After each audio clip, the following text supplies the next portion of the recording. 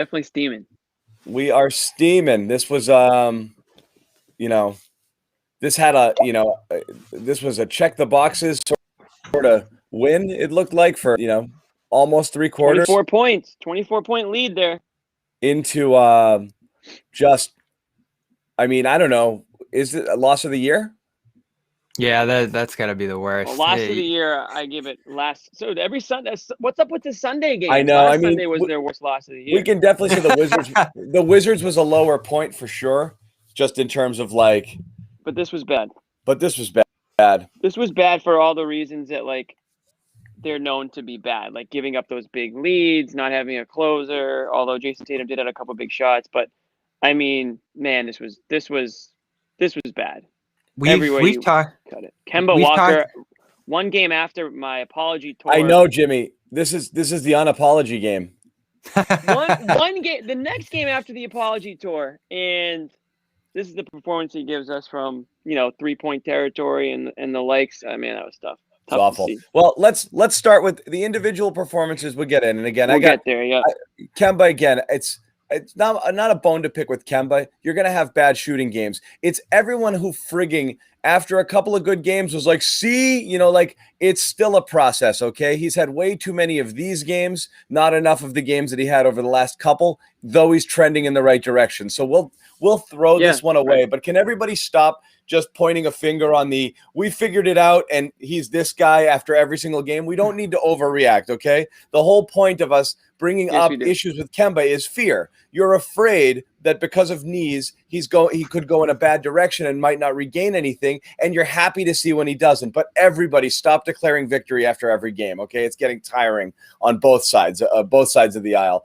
Bobby, just break it for real. Seriously. It's okay to be concerned. It doesn't mean we hate Kemba. We've been doing it's been a month now of this kind of activity on the show, the phenomenal win and then the grueling loss. Overreacting both sides. But just go through why did they lose this lead? And again, it's easy to point out making shots, not making shots. I don't know that the Pelicans turned up the defensive intensity per se. It feels like the Celtics started settling for crap shots. And obviously when you have 2 of your 3 best players ice cold all game, you can't generate enough offensive momentum there, and they stagnated in the second half. I don't know how much of it I'm giving credit to the Pelicans for, but Bobby, what do you think? Oh my God. Well, if there's one guy that does deserve credit there, it was Josh Hart. I don't want to hear about Josh Hart anymore. I've never seen him play like that. Josh Hart News Network today? The Josh Hart News Network. I don't want to hear anymore. The amount of incredible defense on this broadcast. Oh my Anyone wants to talk about Josh Hart? Just hit the rewind button. National broadcast. DVR. Hit the rewind So it all button funneled from that though, because they were able to get Jayson Tatum off the ball or turning it over or just completely blowing up the possessions that he was on off that on-ball defense. Pelicans were throwing some full court on the point guards. They were just so aggressive in this game. Tatum had 1 turnover. Yeah, but the offense as a whole had a bunch in the second half. Josh Hart was halfway out the tunnel on Tatum's game-tying shot. On his that was a ridiculously hard shot, though, and he forced him left. The floater was hard. The jumper was... All right, whatever. That's my explanation. Let me hear yours. No. But I don't want to... I don't want to give it all to Josh Hart here, but what else do you think happened there? No, it was stagnation for sure. Jump shots, that kind of stuff we've seen from the team this year. What concerns me, though, is that's been a constant in the fourth quarter this year. And now we've seen this team dip to the bottom 5 in net rating in the fourth quarter. So you can essentially say off that they're not a very good team. You can't be a -6 in the fourth quarter and be a good team. And now we have almost half a season of that being the sample size, this being rock bottom. That's going to push that to the next level. So it is stagnancy. It is funneling away from the things and movement that they do earlier in the game. We obviously saw a difference in personnel in the fourth quarter here, getting away from Thompson, moving toward Aaron Nesmith and Rob and that kind of stuff. And it worked sparingly, but defensively, this team was a mess down the stretch too. So it's stuff we've talked about for weeks now. They're stagnant on offense. They're penetrable on defense. And on both sides of the floor in that fourth quarter, they get torched a little bit. The pressure on the ball hurt them offensively, and the interior woes hurt them defensively. And Rob, I'm glad they stuck with him there. Nesmith was a good gamble as a defender, as an activity guy late into this game, but it didn't work. And the pressure just ramped up so much on them in both ends of the floor. And against this team, that's wildly concerning because this isn't a good one. It's not a good team. But again, the positive outweighs the Fun negative. team. The positive outweighs the fun negative. and bad go together. Yeah, the positive outweighs the negative with the Aaron Nesmith experience here, because again, it is giving you, again, this was a good game from him, and you still got the energy, and you started to see him. He looked more comfortable game offensively had in the others, and it's not just based off the results. He didn't look as frightened with the ball. He was moving. He took it to the basket a couple of times.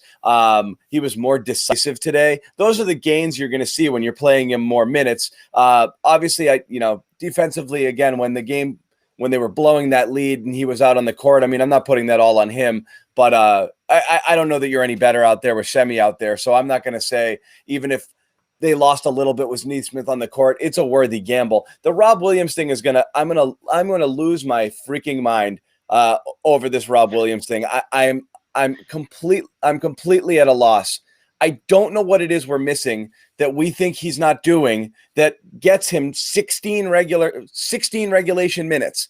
And the second he comes in, it's block shot, altered shot block that should have been called, that was called the goaltending, then it shouldn't have been. Wins 2 jump balls in overtime, even though the Celtics didn't get possession from another. First play that he's in, a backdoor lob. I mean, what is it that he's, and one-on-one defense on Zion. I mean, the parallel. You put these two plays side to side. Zion Williamson literally going straight through Tristan Thompson, putting him on his ass, and we never saw Tristan again the rest of the game to score that bucket, versus when he tries to do the same thing to Rob Williams, and Rob blocks him twice on one play. And still 16 minutes in regulation. And then something obviously clicked because he played in the entire overtime. I'm still confused. What is it that we're missing that's limiting his minutes?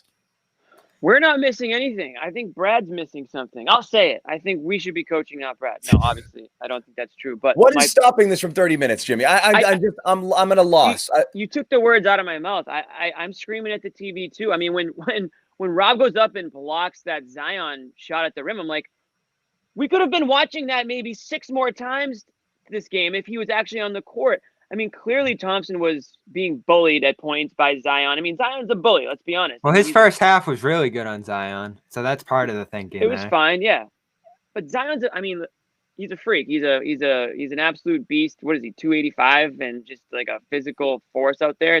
It's tough for anyone to cleanly defend him. But I thought Rob did as good as anyone could. I mean, he's big in his own right, and he's a shot blocker, and he can get in there and get in guys' faces. And I mean, on the other end, the guy leaves his feet, it's 2 points, at the rim. I mean, you think that, just throw the ball up to Rob and good things might actually happen on offense for you. So I don't understand it. I don't know if he's overthinking it or if he's really trying to get Tyson Thompson going because he knows that maybe he's going to need them down the stretch here or in the playoffs. I don't know what it is. 21 minutes for Rob, but like you said, it was only 16 in regulation, which is just slightly above his average for the entire season. I don't know. I don't get it. When you look at the PER, not to bring it up again, he's right up there with the best of them, but his minutes are half of what everybody else is around him. Yeah, there's no good argument against you guys for this one. He was outstanding. Like he just was a game changer every time he went in there. And the rebounding's a real impact. He's as good, if not better, than Thompson on the offensive end in that regard, especially because the ball moves out of his offensive rebounds on that side, or it's a putback, which we know Thompson hasn't been great at this year on that side of the ball. So that's really the only thing we're talking about when it comes to the bigs now. Is it going to be Thompson or is it going to be Rob? And that's where the minutes have to somehow deviate. Do you go away from Thompson at some point, which I don't think there was a strong case for in this one with how good Thompson was in that first half, and it diminished into the fourth. But we've also asked for more Thompson minutes in crunch time at different points throughout this year, at least over Tice, who had a rough fourth quarter after picking up that ankle injury there. So I think the second guess here, to give you guys credit, is not having Rob out there for the final minute or two.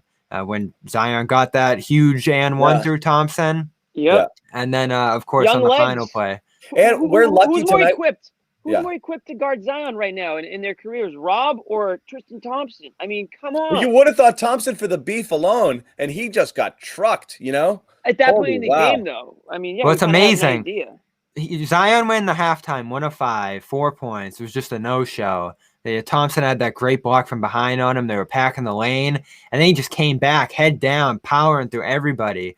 So it's not like we don't even know if Rob physically could play the final 18 to 21 minutes of this game, as you guys probably would have wanted him to. Who knows? I mean, again, we don't know because we don't.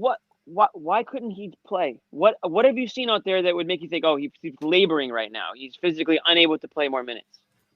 Might just be a management thing. Like, there's really no other way around it. Either that or it's trying to get minutes to everybody, which makes some sense too. We would know if it was a management thing. Brad, I imagine, would have said it's a minutes management thing. I mean, why you can tell us when Kemba no, Walker. I mean, maybe it is. I mean, maybe it is. I don't know. But I think the point Bobby made earlier, overthinking it. Like, and this is what we've been saying all along. Like, it's not just the most perplexing thing with Rob. It's been driving me nuts all year. Is not just the metrics, which Jimmy pointed out, which again, his advanced metrics are through the roof. Okay, through the roof. It's the eye test. You can't stop talking about him. Every single thing that he does. If you didn't know anything about basketball and you watched, you would say that guy's really impressive. Yeah, you who know, is like that guy? Right. It's like, I mean, on the broadcast, they're like, wow, because they don't see him every single day. It's just he's caught. And again, that same point I make over and over again. It's not some good and some bad. It's good that he's literally one of the few human beings on the planet that can do the things he does. Certainly the only guy on the roster who can make the positive plays that he makes on a regular basis. When Thompson has a good game, I would argue that a lot of the plays he makes, anybody in that situation at a replacement level would make roughly the same play. Okay. Rob makes plays that very few people can make, and he does it all the time. And that's the difference. It's not just good and bad. It's special. The plays he makes are special. Like the alley-oop, he was yes. Nobody can do what he does. Almost anybody can do what Tristan Thompson does. Like, he is basically a replacement level big.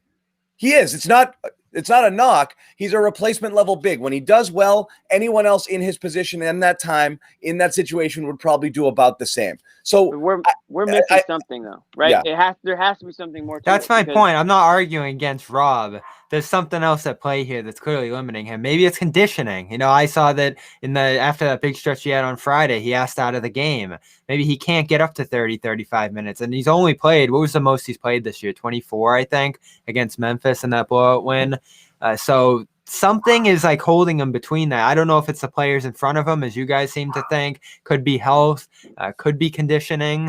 But in a game like this, it is pretty jarring to see 39 for Tice, 30 for Thompson, and 21 for Rob, given how those three players played through the stretch of this game. Now, he did get the whole overtime period, to be fair. Yeah. Like, if he didn't play in overtime, I think we would have been sitting here with a much stronger case against Brad. And he played great in overtime, and it still wasn't enough. Well, he did play great, but certainly it wasn't his fault. You have Kemba Walker missing another 6 threes in over, or whatever it was. I mean, we're not blaming Rob for Rob was the best player on the Celtics by far in overtime. So certainly it wasn't his minutes that hurt them. Actually, him playing was like a huge Brad mea culpa, I think, which he's like, I don't know why I didn't do this earlier. Like, this was a mistake not having him out there. Yeah.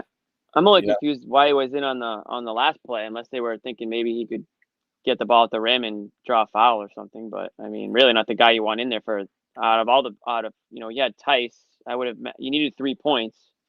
We haven't even gotten into what the hell was going through Jayson Tatum's mind at the free throw line. I mean, come on. I know we're jumping around here, but we should talk about. It's fair to jump around. We should talk about like the end of the actual game. I think before we. Yeah, no, it's fair. I mean, I think a few things were screwed up there. I think I don't know about some of the. I mean, first of all, the freaking refs and the constant challenges. 58. Who is that? Who is 58? Who is that bum? Get him off the court. He needs to do way, way, way, way less. Tommy, may he rest in peace. Would have died today. Okay, absolutely. He would not. The inbounds play where they got it in. How many of these are we gonna get in one game? Yeah. All of it. The double lane violation jump ball, which was inconsequential. Booting out Reddick for that? Booting out Reddick for nothing. I can't believe the lane violation too. That could have been the potential game winner for New Orleans, and they still got the 3 after. But that could have sent the Pelicans into a frenzy. The lane violation. watch free throws every single time. It's Not only like that, Tice was actually standing. If in it's the a double, lane doesn't on it the just free throw. cancel out? Yeah, that's what I was Just let it surprising. happen. Yeah. Right. I thought I the mean, shooter shoots again. I had no idea that was a jump ball, but there was a few things late, for sure. and But I then mean, go ahead, Jimmy. there's also a problem with that. I don't know if it's an NBA rule issue or what the issue is, but there's no way that should have been a jump ball when Kemba Walker had the ball and he threw it to Jaylen Brown, and they called a foul that wasn't a foul. The Celtics had to jump ball it at the end there. You know what I'm talking about? Mm-hmm. Like that's a screw up. That's a screwed up rule because the ball was in the air when the whistle was blown for a foul that wasn't actually a foul. The Celtics lose. They ended up winning the jump ball, but they still lost possession of it because of an official's error. Yeah, that was the screen there. That was silly. Yeah, which was a ridiculous call. It was I absolutely. also don't understand how, because the ball was in the air, you blew the whistle. At that point, what Kemba did after the whistle, passing the ball, is inconsequential. It doesn't matter. That should be Celtics ball. That was a stupid call. Literally so stupid. My God, it's like so much of this was dumb. And then somebody pointed out, I think Rob's goaltend was not a goaltend. He picked that thing clean. I mean, he almost got it right on the glass, but it wasn't off the glass. I hated that play too. The almost block on Zion among all the others that he had. Yeah. That one was whatever. Tatum, we were about to get frustrated with his shot selection in the second half. And then obviously he hits those two ones late there, which was good. On Josh, how did he ever get those shots off on all defensive player Josh Hart? I mean, Hart had 3 blocks, a steal, 10 rebounds. I know they went a little crazy about him on the broadcast, but that was the best I've ever seen him play. That was crazy. And he gives up inches on Tatum. I don't know how he had that performance. So maybe it is just on Tatum. I just think Tatum was making it. Tatum made it a little easy on him by just too many contested twos. Before those last 2 shots. I hate this offense. I hate this offense. Ugh. Yep. Jaylen again. This was our worst nightmare, wasn't it? With Jaylen, it was, and I'm not going to say fool's gold, but that the unsustainability of his early season shooting has come back to rear its head in full. Where again, there's a reason why the percentages are what they are. The worst shot in basketball is the shot that these guys like taking the most, and they take it more than anybody. And we are, Celtics are the least efficient team when it comes to this, near the bottom of the pack and points in the paint and at the rim and 3-pointers. They just live in this mid-range zone. And Jaylen again, after shooting 60-something% in the first month and a half of the season has completely cooled off and had another horrible shooting game tonight. And that's another argument for Rob in turn. Like, that's a spot where he backline can pull those guys back and allow Tatum and Brown to get just a little bit closer there to where you're not selling out up high against Thompson or Tice. Tice is out at the 3-point line a lot. Thompson's not always an outlet for a pass underneath. He's a tough target to hit with how his hands have been this year, and you can catch up to him once he possesses it because he keeps it so low. So right now, your argument is great, guys, because they don't have many other outlets for offense outside of jump shooting. Tatum and Brown on the ball, putting their head down. The criticism we talked about on Friday of their approach offensively is kind of out of necessity, as we've seen. Yep. Brown peppered it around a little bit in that first quarter, but mostly those guys just need to, put their head down, get to the rim, pull up a ton. That's where all this offense is coming from because they don't have secondary ball handlers. They're missing Peyton Pritchard right now as he just goes into a tailspin into this last month or so. He was fine. He just didn't do much today. His creation on the ball isn't as good this last month or so since he's returned. You're just not seeing him, command a good pick and roll, get deep into the basket area like he did early in the season. So the outlets for creation on offense are just Tatum and Brown at this point. You don't want Kemba on there as much because it just jumps shot city, and that hasn't been strong this year. So this goes back to the roster deficiencies. This team just isn't very good. Well, if I swear I was following Celtics Twitter after that win over Atlanta, and I was told that we were wrong to say all of these things about the team being inconsistent and that everything was fine. And they're really good when they get their starters back. Wow, how crazy! Were they wrong? I guess.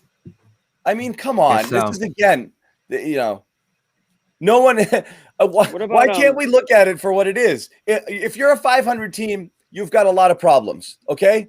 That's what it is. Why does every one good game that's played have to be a decisive victory for why these guys are right and anybody is wrong to criticize them? It drives me insane. Like, this team deserves to be criticized. They're a 500 team right now. And this is a horrible loss here. And again, it's just going to pile on. And what's going to happen? They're going to come out the next game, play a complete game, get 30 assists, and spread the ball around and get contributions from everybody. And Tice is going to, be awesome. And Kemba's going to score 24 points. It's going to be like, see, they're great. But again, it's not sustainable. And we're going to do this. Yeah, we're going to do this all season into all the playoffs. season. And when they get eliminated in the second round, everyone will be like, well, this isn't a surprise. They've been inconsistent all year. And we all knew this was going to happen. And it happens every season. It really, really does. But this one's extremely frustrating because, again, I'm looking back on Friday, and that was another 40% 3-point shooting night. Joe Sway's talked about this. When those shots fall, they look a little bit better. There's more balance, but there are things in that game. That's what you tease me about it when I say the miss league stuff. But I mean, how much of that comes down to it? They made their shots, and again tonight, 39 or today, 40% from the field, 27 from three. They shoot. That's it. That's the ball game. You've got Kemba going 1 from friggin' 12. Kemba and Jaylen combined go 4 of 22 from three. When that happens, you're not winning these games. I don't remember the exact stat on the broadcast, but they said something about the Celtics' last 9 wins have come when they've hit 12 3-pointers or more. If they don't hit 12 or more 3-pointers, they haven't won in, they go into these massive droughts too. In this third quarter, they had another 4-minute one. We talked about that on Friday. The 3-4-minute droughts that appear every single game. Yep. So that's another product of a jump shooting team.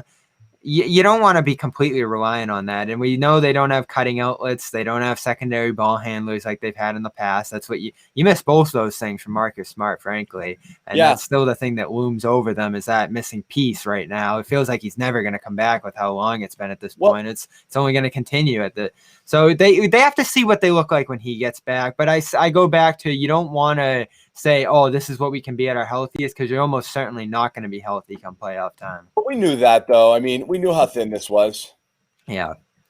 Somebody tweeted me before Josh Hart had his, best game of his career, and said, is Josh Hart, an option or somebody on the radar? 501 Rocket on Twitter tweeted me, so shout out to that guy. Did you think he's somebody? Because the Pelicans have been in and out of, trade rumors, obviously. He's a free agent to be, I think. Right. He's still on his rookie deal. Yeah, you bring in that guy who played well against you, and he's total ass when he gets here.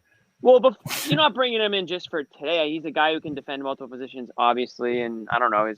He's got a shot. He's got a bit of a shot to him. I don't know. Again, by the way, that's who Scal was. By the way, Jimmy, when you were like you forgot about Scal on the Nets, that's what Scal was. Scal played well for the Nets against the Celtics and convinced. Is that what it was? Like, wow, look at this guy. He's pretty good. And he'd hit corner threes. And they were like, we need to get ourselves some of that Scal. And then he showed up and he was Scal. That's John, something correct me if I'm wrong. And I would love to get into this more someday, but wasn't Scal like Danny Ainge? When Danny Ainge was into this thing called brain typing, I'm sure you've heard of it or have seen it. And I think Scal knocked it was like a perfect match for brain typing, or was one of the reasons why you can see that there now. Was something to do with brain typing. So I'd like to look into that more. I don't know if Ainge is still uses that when he's thinking about bringing on players or what, but I just remember that being something that I read about long time ago. We're going before. He loved himself some Scalabrini. When they brought him here, they didn't bring him in to be a towel waver. They thought he was like a missing piece player. People remember him for. Oh, I remember. Yeah, this is before KG. I mean, that was a big signing for them. Yeah. Celtics history. I didn't know about the whole Jaylen thing today. That blew my mind that Jaylen wasn't a name before Jalen Rose, and now Jalen Suggs, Jalen Brown, Jalen whoever. And I know a ton of Jalen's personally too, and I just never imagined that was a thing. That before Jalen Rose, there was never a Jalen in human history. I thought that was just Rose waving a flag on the broadcast, I inspired these guys. I want to check sources on that, but yeah, no, I looked at Wikipedia. It's true. Oh, okay. Well, if it's on Wikipedia, then yeah, definitely. Huh. Interesting. Nobody I can couldn't just believe edit that. that. So his dad was James, I guess, and like his uncle was Leonard. So they combined James and Leonard into Jaylen, and then that completely blew my mind. But anyway, Hmm. this team, Yeah. Anyways, it's back to reality. it's tough to gauge who they are. The more positive, explosive side, or these like depth, awful looking losses, because there is no middle I ground think with it's them becoming really. easier. I think it's becoming easier to figure out who they are. Yeah, They're because just of the more not as losses within the last Well, month or month and a half. the thing Jimmy mentioned earlier is the thing that worries me the most, and it always kind of has, is even at their best, it seems like something that isn't. I guess ultimately it would all feel different if they were winning games with defense, which they're not. They're winning games when nobody is. shots go down, and that's Well, the the war. defense was pretty good on Friday. Defense I was mean, that better, powered a lot of right? the offensive outlets. But when this team has look this team, for the last couple of years it was successful. Again, it's always relied a little bit too much on the jump shot, but the hallmark was the defense, and you could kind of live with that, and know that when you'd go cold that would be bad offensively, but you could always stay in a game with your defense. But because this team's defense has been so inconsistent, now it makes the offensive issues so much more glaring. When Bobby, you're always saying like, oh, that the offense has been fine. I disagree. I think they need more. I think defense is a matter of flipping a switch for the most part. And offense is something where they need more playmakers and more spacing and just more things that they don't have right now to be able to run a more efficient offense than what they're doing, because they're so reliant on low percentage shots. And it's really hard to watch when it goes cold like it did in the second half here. Yeah, they looked way too easy to defend. You think of the personnel that New Yes. Orleans has, And again, beyond the fact that they were 29th coming in defense. This was supposed to be an easy game to score, and it was for a half.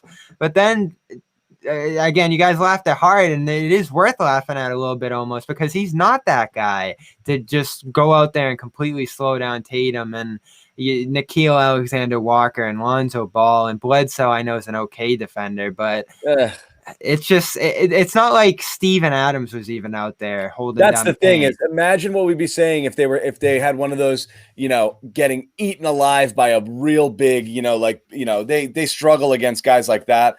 This would have been a real rough one. They actually had it, and I think their path was a lot easier without Adams in this game tonight, and they didn't take advantage. Yeah, you don't know what to say. I guess we just keep throwing up TP names. Add Hart to the list.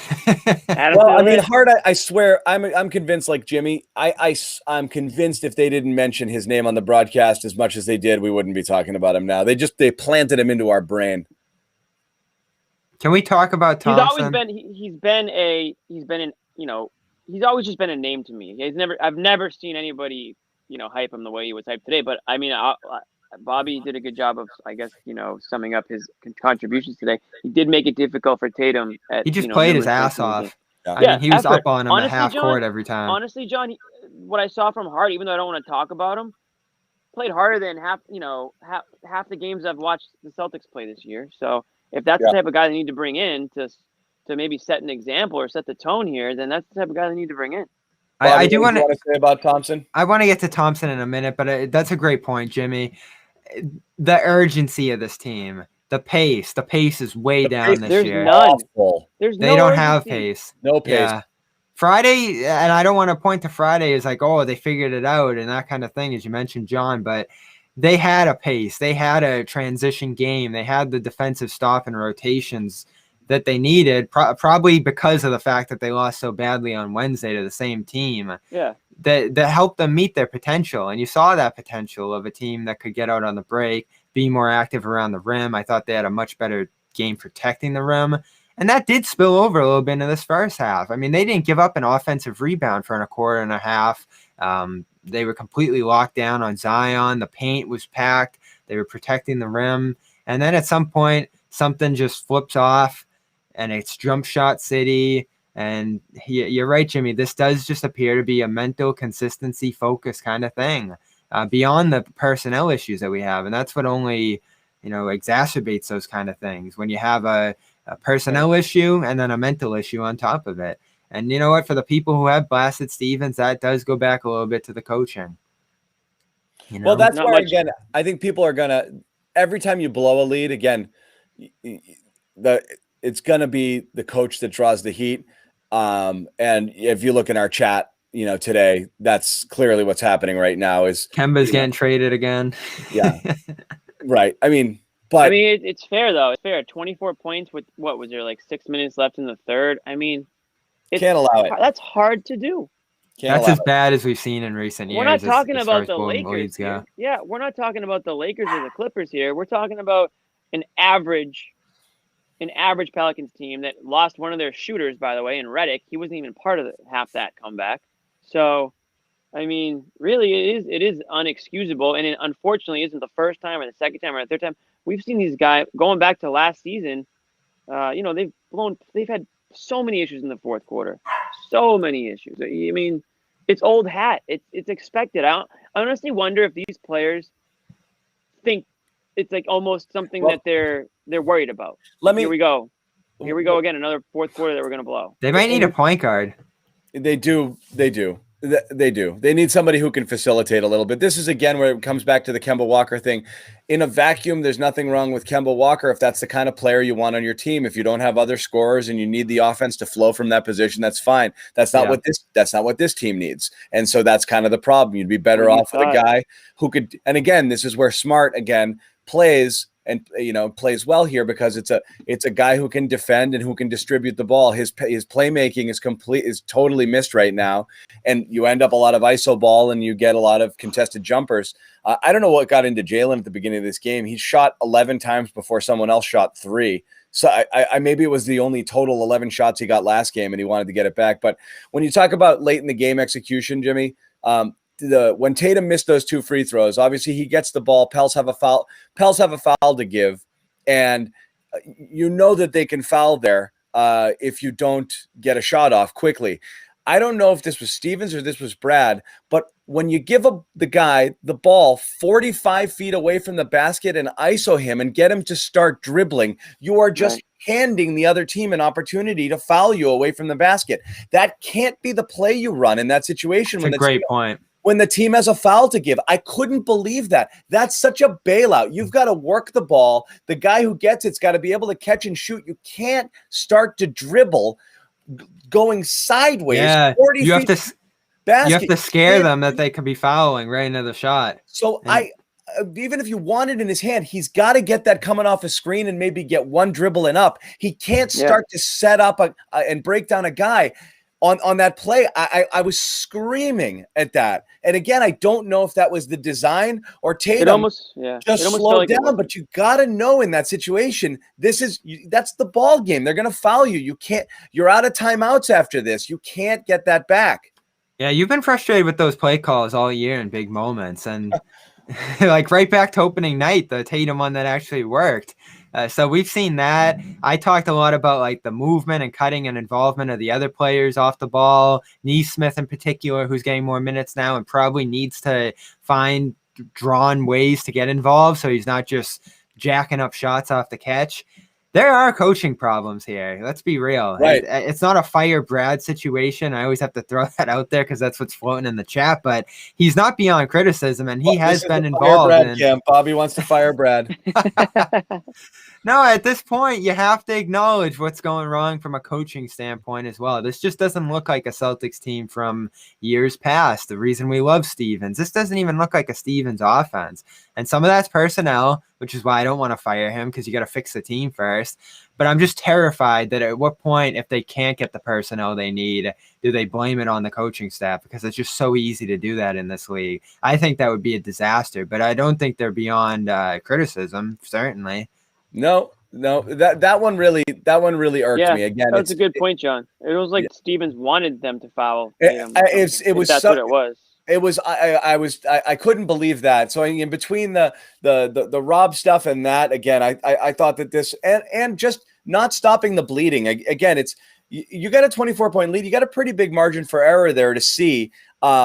how stuff is going. If it's in the fourth quarter and you start to lose that lead, which has happened a few times, it happened against Atlanta. You get a 20-something lead whittled down to 14 or so, and there's 6 minutes left, and you've got a group out there. You can kind of be like, we're going to win this one because we're going to run out the clock. But when you start to see that happen in the third quarter, you can adjust a lot of ways. You can't just stay with what you're doing and say, well, this is my rotation, and then just ride it out. You got to figure something out. You got to adjust. I think double big hurt them there in that third. And then, so that was one thing is you lose a big lead like that. I think Brad has a lot of opportunities to stop the bleeding, and it's not just calling timeouts. Just adjust to what's happening right there before it gets to where it got to. The Rob thing and that thing late. Those are three criticisms I have of in this game. Mm-hmm. Jimmy, Bobby, you were smiling. I'm just watching the chat float by. I'm amused. Yeah. I'm getting caught. Normally I have it off, but today's the one of those It days must you be gotta just really watch bad. it. John's not putting a lot up. It must be really bad. It's not, but you know what? It's the same stuff. It's a lot of, Kemba sucks, Brad sucks. But I mean, I think a lot of people here are kind of jiving with a lot of our points here. The stagnation on the offense, and again, Jimmy, you and I, Crouching Tiger here puts up this point. You and I were ready to go in on this before he made those last 2 shots in overtime. I thought Tatum did start. While he was dependable for a while, he does get into those situations where he really kills the offense with these isolations and taking contested shots. That the team is, I don't care if you're Jayson Tatum. The other team wants you to do that. The Pelicans want Jayson Tatum to take as many contested twos as possible. It's almost the equivalent of when you have you're going to let Russell Westbrook take an open 3. You want Jayson Tatum to take contested twos all game, fallaways, if you can. If that's what he's doing, you'll live with it because he's only going to make 38 to 39% of them, and that's fine. You'll take that trade every single time. It's almost like they're baiting him a little bit. Like, yeah, come on in, come inside the 3-point line. But Jayson Tatum, he doesn't finish the drive. He'll stop, he'll step back, he'll fade away. And then I believe he had an offensive foul today when he had John's guy Neesmith standing in the corner wide open. I'm pretty sure Tatum looked directly in his eyes and said no and decided to, force it to the hoop where he got called for an offensive foul. So, yeah, I was a little perturbed by some of his decision-making and shot selection. And again, the offense just looks gross. The offense looks gross. Yeah, it does. Yeah. Like, why can't Tatum ever get off the ball? Is it the personnel, the fact that they don't have point guards to make the ball pop, as Steven says? That's why they like Pritchard so much early in the year, because the ball popped, it moved. Other guys got to the middle off cuts. So maybe they're not playing Pritchard enough either, but I've noticed definitely within the last 3 weeks. Jayson takes too long, Bobby. When he gets into those moments, he takes so long to set up his defender. It just halts everything, and it's just an absolute killer on the offense. He's much better when he's decisive. If he does get the ball, he's got to do something with it quick, or it's got to move, and it just doesn't. Too many times it doesn't. It just dies with him. Yeah, we had that conversation on Friday too about Tatum and Brown as lead ball handlers on the team and the limitations of that. And we're seeing it now in a loss more specifically, more profoundly. You see those issues and the stoppage of the ball on those two. And I give Brown a little more credence because he's in year 1 of this. But and he's aggressive. He at least he tries to go to the basket a bit. He had 9 assists today. And he had 9 assists. Yep. So overall, I think it was a strong performance from him, especially in the first half. But Tatum now, we're talking 2 years of this being his offense on the ball. So it needs to be better. There needs to be fewer miscues, turnovers, that kind of stuff. It's got to be a little more smooth because, we can funnel more minutes toward Pritchard. You can bring in another point guard. But ideally, come playoff time, this is the formula they're going to follow. Tatum on the ball almost all game because of the gravity that draws. So he needs to evolve to another level in that role. Brown as well. Because, I floated around the idea last week of a Collins trade. And the part I didn't get deep enough into with that is a guy we talked about over the offseason, Rajon Rondo, who is basically a no-show in Atlanta right now. His back's been hurt, and he's just kind of out of the fold. Signed for 2 years, cheap money. I don't know how much he has left as a player, but as a voice, as a facilitator, as a ball mover, he was a huge part of that Lakers championship last year, probably taking a little break off the short turnaround off that. I mean, that's another reason I really like the idea of that trade. And again, the one I floated out there sent Marcus Smart out, who is a guy that gets the ball popping, who is a shot maker who's way younger than Rondo, has a lot more to give, defense, all that stuff. But I guess they're just going to be patient now, see what Smart has left to offer in that role. But I think that's a possible idea, along with Collins, who I advocated heavily for. Yep. So just one idea, but they definitely need a point guard now. Bob. I don't hate that trade. I think it actually makes sense for both sides. Teams. I mean, both sides smile there walking away. Give it to me one more time. Rondo and Collins for Marcus Smart. No picks, just even swap. I mean, you might need to tweak it a little bit. Maybe there are picks involved, but the players make sense to me, because if you're the Hawks, you probably like the idea of Marcus Smart and Trae Young, back, the tandem there, because what Trae Young and Marcus Smart give you are almost like polar opposites at points, right? I mean, obviously Smart's still going to hoist threes like Trae Young, but Trae Young will actually hit them. So maybe Marcus. I don't know what Rondo has left, though. That's my big question. Well, if he's just going to sit on the bench. He gives you leadership. He gives you a guy he's very smart. He's a smart basketball player. I think he's going to be a future coach for sure. But you're right.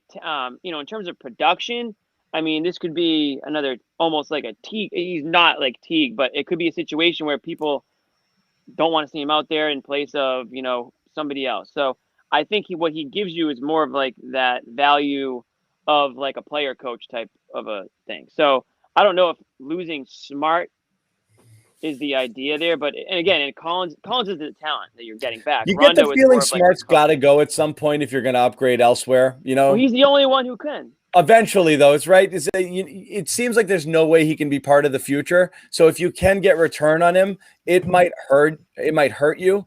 But if it's a ticket to something that's going to help you down the line, because it doesn't seem like that's going to be, a guy. There's two things there. He's hurt right now. It's going to take him a little while to get back to full strength. We just saw with OG Anunoby, who's not playing back-to-backs yet and missed 10 games originally with a calf tear. It takes well over a month, it appears, to get back to full strength. So Stevens announced today we're not going to see him till after the break. Yeah. After next season, he's a free agent. So that's why I floated that out there. I think that trade hurts you more than it helps you, Bobby. Yeah. The thing is, do you want Collins? That's what it comes down. They're not going to make that trade. It does. But so, yeah, you're right, Jimmy. I guess that's the point of that one would be you would do that if you thought you were going to sign Collins long term. Yeah, you trade 1 year for 5 years or whatever it would be, 4 or 5 years. So easy, yeah. I mean, you would do that, but again, I just don't know I don't know what they think of Collins. So it depends on which game you watched last week, I guess. My big question there is, what's Rondo have left? Because we haven't seen it in Atlanta. It's just been the bum back and him sitting down. For a team with spacing issues and can't shoot right now, I don't know. What Rondo's value is that he's a killer, and he can give these guys maybe a little kick in their ass, and he can give them some leadership. Can Smart. Agree, but okay. Well, why isn't he then? I don't know. He's still on hurt. the team. Still on the damn team. I don't understand this because again, we were talking about it when he got hurt. That 2 to 3 seemed ridiculously optimistic, and the report now today he's out till after the All-Star break. I mean, this was a significant injury. I mean, this, like I said, this felt like a 6 to 8 week, not a 2 to 3. So they got to live with this for a little bit longer. Yeah, last he talked, he said he was at 40%. Yeah. So it's gonna be some time, well after the All-Star break. Celtics rarely do they tell you exactly what's going on. I mean, imagine. So that night we were in agony because we were thinking worst case scenario. Imagine if it did go in that direction. So then he's gone. No hope of coming back for like a full calendar year, and then no trade value. I mean, that would have been the final bullet in the Celtics experiment probably. So, I mean, a lot of people don't want to see him go, but just think of how close he was to being completely out of the picture here for the foreseeable future. So what? Moving off this game because this was frustrating as hell. I was just gonna say that. When is the All-Star stuff coming out? Like the reserves. I'm guessing it'd be the midweek this week, right? Because it's like 2 weeks away. It can't be too far away. Yeah. So this is my heel turn of many on this show, but I'm gonna say it right now. I desperately want Jayson Tatum to not make the All-Star team. In fact, I would love it if they both didn't make it, but they both probably will. But wait. What do you mean? Why? First of all, Jaylen Brown's obviously gonna make the team. I want. Why don't you want them to make it? Tuesday's the announcement. I want. You think they don't deserve to? I want hungry. I want angry. I want to go get it. I don't want we're in the awesome players club thing with these guys this early in their. I want to see something more. I want to light a fire under Tatum. I hope he gets snubbed. Honestly, Brown is a shoo-in, but I said this a couple weeks ago.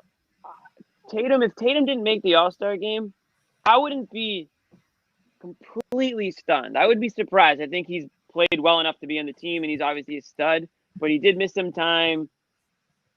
The Celtics are kind of floundering here a little bit, and it's up to the coaches, right? I mean, Doc Rivers, baby.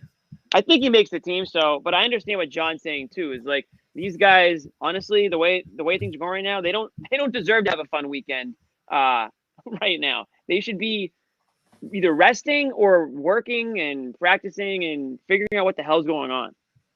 That's that's like a boomer take right there. What's wrong with this team? Yeah. To throw it back to last weekend. But Brown for sure. He definitely, I mean, you could make the case.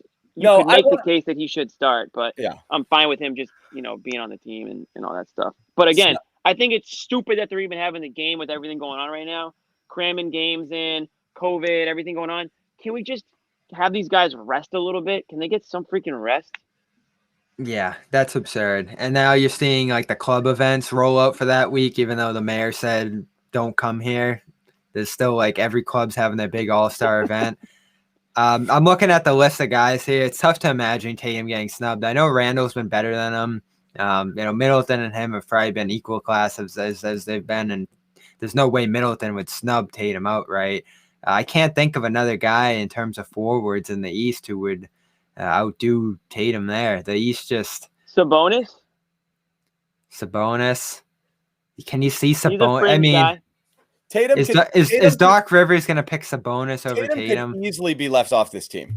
I don't think Brown can. For Sabonis? Brown will not be left off the team. Let's stop talking about that. I think it's possible. It's not possible. Brown's not going to be left off the team.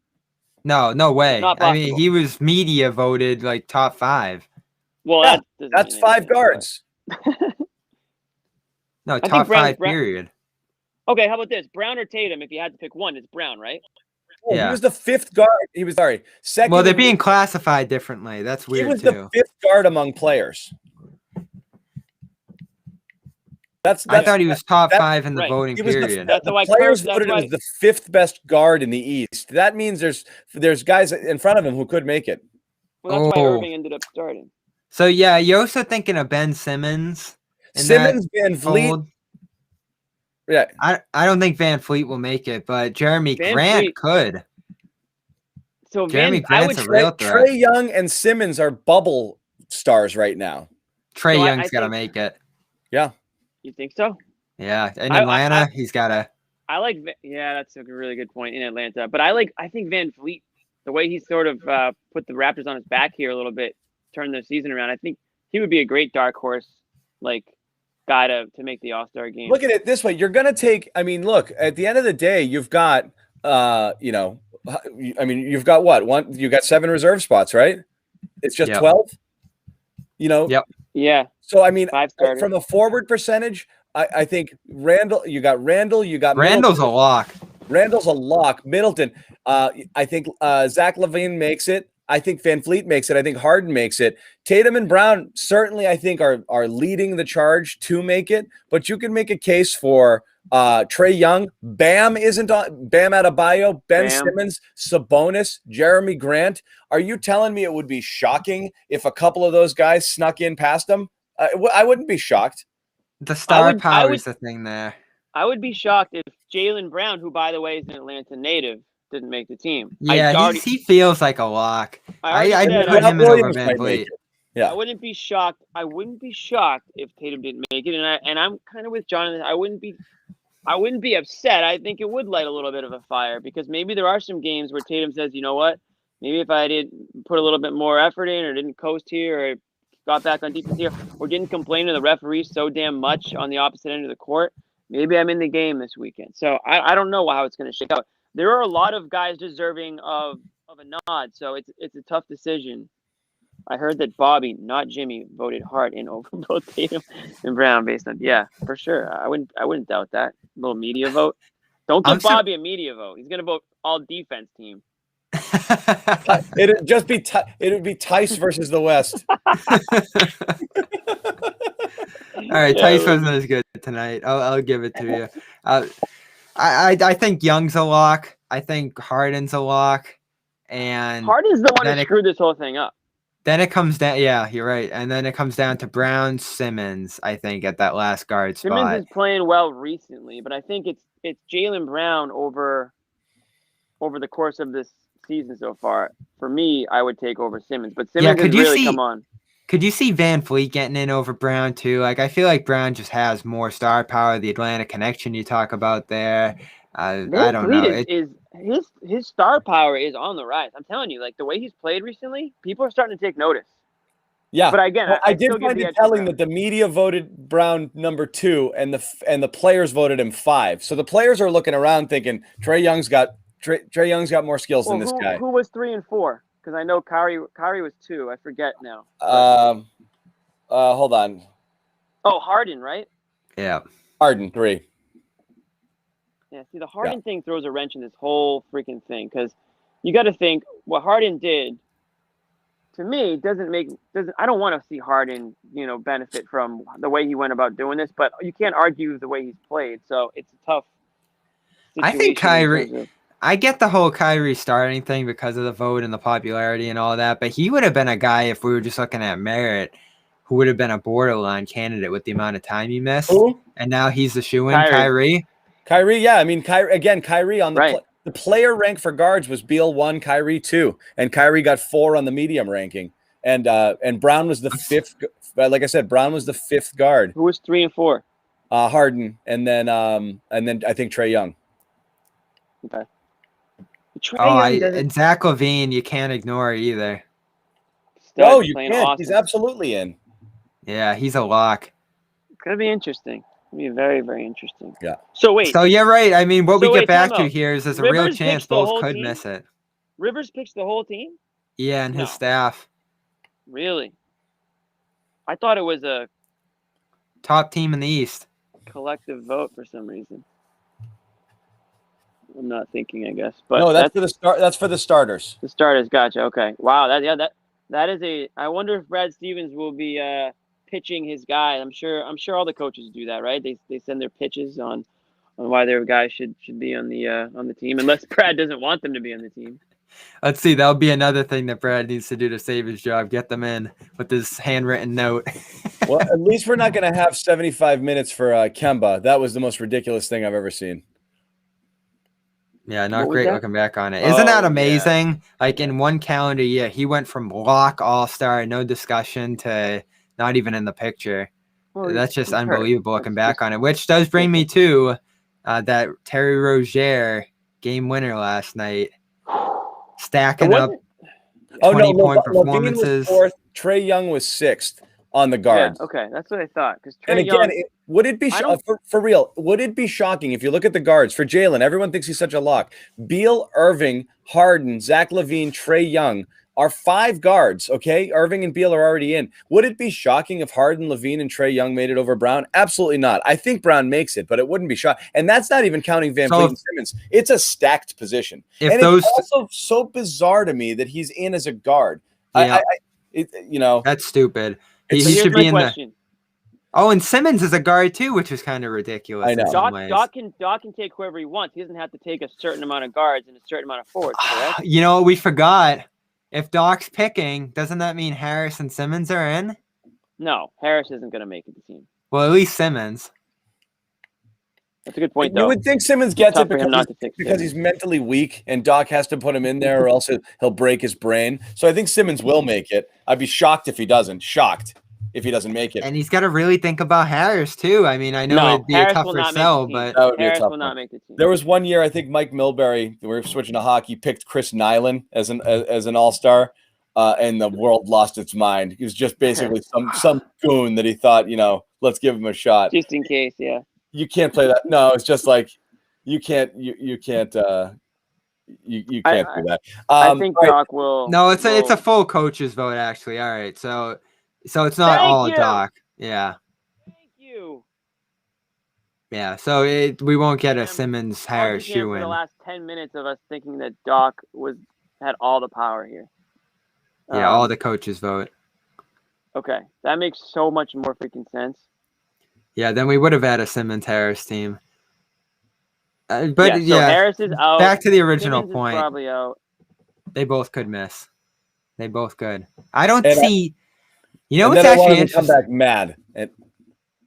Now the way we pictured it now, actually, Brown probably has a better chance of missing it than Tatum. No, it's really tough, right? Because Tatum's more of a shoo-in as a star name, and his position's a little easier. It wouldn't be shocking. That's why I was saying I was kind of making fun of people like, oh my God, the injustice and disrespect of the Celtics, fifth in the voting. I'm like, that's a really good position grouping there. Your winning matters too, and they're 500. Yeah. And right. Well, if you see guys, right. The winning does, it's not going to help Zach LaVine's cause. And obviously it didn't help the Hawks. Yeah. It's not going to, and Trae Young. I just want him motivated. I wouldn't hate it. I wouldn't hate it. You just want to let Celtics fans know that there's a real chance that these two guys, or at least one of these two guys, may not be heading to Atlanta for the All-Star game. When people drift off into automatic superstar land, I don't like the direction that goes. That's where you get colluding, forming super teams and this and that. You want your guys to stay a little bit humble, have them fight for it. As soon as you get like that free pass, $200 pass, go to the All-Star game every year, and then you go there and you hang out with everybody, then you're not. Then when you see these guys, you're shaking hands at midcourt, then you're laughing after losses. I hate that. I hate the buddy thing. And when you're in that club, then you're there forever, and it's all you care about. That becomes the thing in the NBA. It's like, who's in the club? If those guys can stay out of it a little, I want the accolades. I would much rather they get voted like all AP, all first team at the end of the year, second team at the end of the year, than get into that all-star rotation where they're just going and they're buddies and all of that stuff. Be the outliers. Be the guys who are hungry, who don't give a crap about that stuff. Well, I hope that is the case, but they don't look hungry right now. At least recently. I mean, Jaylen Brown says and has all the right intentions, I think, but you just don't see it translate. You're not seeing it translate the way you want it to on the basketball court right now. So, I would be interested. I mean, if these guys, to answer your question or to piggyback what you said, John, these guys should already be angry. It shouldn't even matter if they become all-stars. That's the problem. Yeah, be angry. They should be angry already. And that should be the cherry on top if they don't make the All-Star team. But maybe they are, maybe they're not. They have nobody to blame but themselves if that's the case, because the way the season started off, everyone was like, wow, these two guys are coming out gangbusters, and Jaylen Brown's playing like, a top 5 or 10 player in the NBA right now. And obviously that was going to slow down a little bit. Nobody expected it to remain at that clip. But there's no reason for this Celtics team to be, 500. And the fact that they are allows us to have this conversation on whether or not these two guys will be in the All-Star game. Yeah, that's the biggest role in it. We wouldn't be having any discussion at all if they were where they need to be as a team record-wise. I think the results and stats and standing in the league would speak for itself, and they'd just have a shoe-in. So it is more of a real possibility because of where the team is at. That's 100% true. So I never cared all that much about the All-Star stuff. I'm more of an All-NBA guy at the end of the year too. So if they missed it, I wouldn't be freaking out. Even though I think Brown in particular has had such a hot start, a deserved top 5 fit in this whole picture. As the media voted as a whole, for him to be outright snubbed, I think would even be less deserving than Tatum of a snub. So the fact that he's in a better position probably to be snubbed isn't right to me. I think the Kyrie dynamic screws all that up a little bit. That irks me, how there's always kind of that one shoe-in starter who maybe doesn't deserve to make the game as a whole. Right. We were supposed to eliminate that. We saw it with Kobe and Wade, remember? And those kind of things during those years. Dirk made it. Yeah. Taco Fall's in the top 10 of voting. If he actually had more of a case, he'd be in the game. Yeah. Well, we're approaching the hour mark. We promised to get Jimmy out of here. So, Jimmy, go ahead. Make your final point. We'll move on here. Well, no, it's not like a final point. It's just we haven't one guard we didn't mention that I know Bobby wanted to talk about. Terry Rozier. Yes. Go ahead, Bob. You have the floor. It's like a fun hypothetical. I threw out a trade earlier, and now that we're talking to Kemba's decline and the deterioration of his knee, they had a chance as a team, 2 big inflection points, to keep an extra Brooklyn pick, which I think we all agree it was a good thing they didn't do. Even the Kyrie thing, it didn't go the way it was supposed to. You probably still go back and do that deal given what they gave up there. Colin Sexton's been good, but I think the Kyrie experiment was worth it. Terry Rozier, that's a legit second guess given how it's amazing how well he's shooting in the 2 years since he left here. You could not have had a worse 50% from the field this year is crazy. 50 from the field for a guard, 46 from 3. It's unreal. Did you guys see the highlights from last night's game? It wasn't just the game winner. He had 20 points in the fourth quarter, and with that being the capper. I mean, I watched every single shot he hit in that fourth quarter, and they were unbelievable. This Charlotte team, led by Rozier and your buddy Gordon, and hand up. Another apology that I won't make because I never said on the show, but I did not believe in LaMelo Ball. I did not believe that kid was anything not but like smoke and mirrors. But he is playing his freaking heart out, and he is he's going to be rookie of the year, I think, or right up there. Wiseman and him and whoever else. But that team's fun. And Rozier, all credit to him, man. He knew that he was going to have a better opportunity on another team, and he bettered himself too, much like a lot of these players do. And he is totally dominating right now. I mean, really. We're not even talking about him in the All-Star game, but I mean, he's about as fun as they come to watch. I mean, he should probably get a little bit more discussion. I know he's not going to, but he's approaching that territory. Yeah, it's so interesting to think about how it would have progressed if he stayed here, because wasn't the thinking of keeping him around as all the other guards were in the fold there that he's going to be the Kyrie insurance? It was selling out on Kyrie. It was just that ridiculous pipe dream, this stupid Anthony Davis, Kyrie Irving pair up pipe dream that paralyzed their thinking for those 2 years. It just paralyzed. It was all about that. They didn't make a single move in 19 when they clearly needed to. We got to hold on to everything because we're going to put it all into one big trade offer, and this is going to be the last thing we do. And it didn't friggin' happen, and you let all of it just go to crap there. That was the problem. AD was like, "Yo, Kyrie, what do you think?" And Kyrie's like, "Yo, I'm out, man. Don't come here." That killed them. Just paralysis over this pipe dream that Anthony Davis was going to be a Celtic. We saw this Rozier too during that 18 run, and he still gets so much flack for the result in the end of falling short of the finals, but he did so much to get there, and his game 6 gets forgotten against Cleveland in the East Finals, where the offense was completely stagnant all game long, and he was just hitting pull-up after pull-up. I think he had 26 or 28 in that game, and they were pretty close to taking the series in Cleveland in that game 6. He had a bad game 7 that sticks in people's minds more. But I look back at his years here, they were consistently a 104 to 108 defensive rating with him on the floor. He was a sound defender at that point guard spot, a dribble facilitator. I think the issue with him here now, if he was instead of Kemba, is that he's limited as a playmaker too. He's not a playmaker at all. He would drive us crazy. Right now, he's shooting better than Kemba, but you're asking for the same thing. You're right. He defends better, Bobby. This Terry Rozier is not the type of player you want on this offense either, because it's another guy who's just going to be taking shots away and doing his own thing. Too many individual players right now. That's the problem. Taking shots away from guys who are shots. Yeah. My final assessment on it, though, I think Kemba was worth it for that first year because I think they could have won a championship with that core. Rozier kind of in Kemba's place there year 1, but year 2 through 4. Oh, you mean last year? Yeah. Okay, yeah. So year 2 through 4, though, when we talk about Kemba's health, it's almost a no-brainer that you'd swap out Kemba now for Rozier. No brainer now. At that point, here's the thing. The reason I don't like the revisionist history on the Celtics stuff is because there's not a single person that thought the Kyrie trade was a bad trade bringing him here. Jimmy, you were actually moderately skeptical, more so than most people, just because you knew what kind of a weirdo he was. And I do think that was underplayed in the early days of Kyrie. It's such common knowledge now.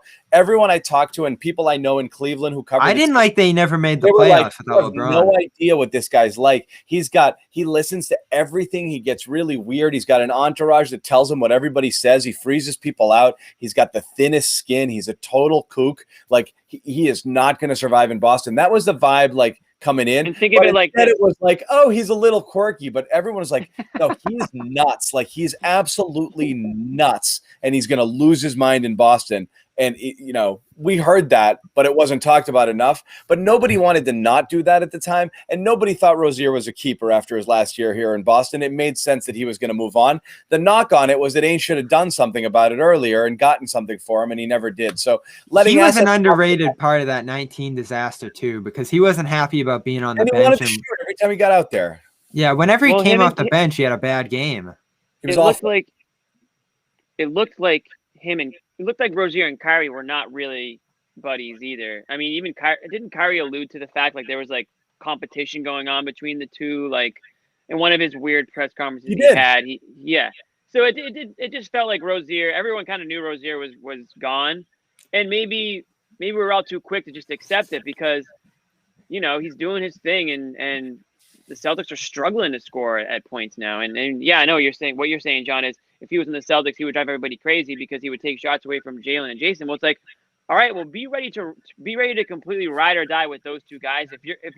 Because you're now like letting good players go because you're all in on these two guys. So they better be the two guys because a lot of players are coming and going and they're staying. A lot of really good players. So yeah, I guess we'll find out.